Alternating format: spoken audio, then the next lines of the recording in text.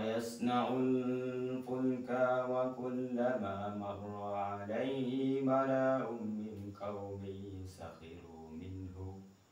قال إن تسخروا منا فإنا نسخر منكم كما تسخرون فسوف تعلمون من يأتيه عذاب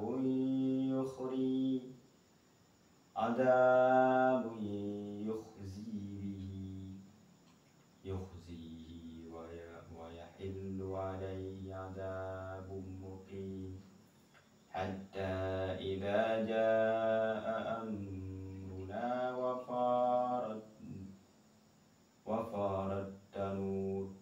قل نحمل فيها من كل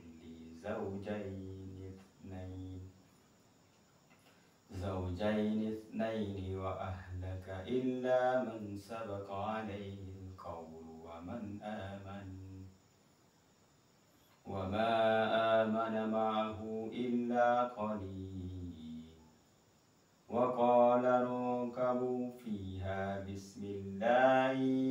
مجراها ومرساها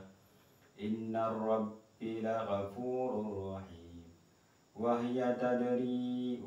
تجري به في موج كالجبال